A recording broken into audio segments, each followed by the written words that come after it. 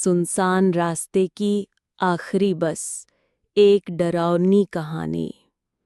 Hello guys, मैं हूं आपका दोस्त और आज मैं आपके लिए लाया हूं एक ऐसी कहानी जिसे सुनकर शायद आपकी रातों की नींद हमेशा के लिए उड़ जाए। रात का सन्नाटा, घुप अंधेरा और बारिश की बूंदें बस की खिड़की से टकरा रही थीं। ये उस सुनसान पहाड़ी इलाके की आखिरी बस थी जो अपने गिने चुने मुसाफिरों को लेकर जा रही थी। बस में ड्राइवर और कंडक्टर के अलावा सिर्फ 6 सवारियां थीं। एक नौजवान जोड़ा, एक बिजनेसमैन, एक साधु जैसे दिखने वाला व्यक्ति और 2 कॉलेज स्टूडेंट्स। बस अपनी धीमी रफ्तार से घने जंगल के बीच से गुजर रही थी। अचानक एक जोरदार झटका लगा और बस रुक गई। ड्राइवर ने बताया कि आगे भूस्खलन हुआ है और रास्ता बंद है, अब बस आगे नहीं जा सकती थी। सब परेशान हो गए क्योंकि रात बिताने के लिए आसपास कोई जगह नहीं थी। तभी कंडक्टर ने कहा, यहाँ से थोड़ी दूर पर एक पुराना बंगला है, आज रात हम सब वहीं रुक जाते हैं, सुबह होते ही कोई मदद मिल जाएगी। कोई और चारा न होने पर सब उस बंगले की तरफ चल दिए। बंगला बहुत ही पुराना और डरावना लग रहा था। चारों तरफ अजीब सी खामोशी थी। जैसे तैसे दरवाज़ा खुला और सब अंदर आ गए। अंदर का माहौल और भी भयानक था।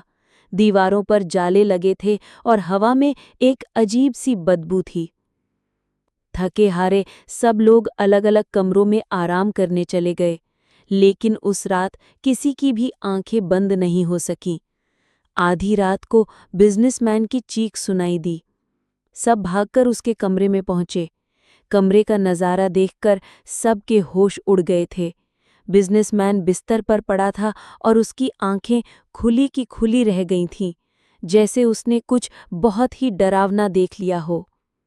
अब सबको यकीन हो गया कि उस बंगले में कुछ गड़बड़ है। डर के मारे सब एक ही कमरे में इकट्ठा हो गए।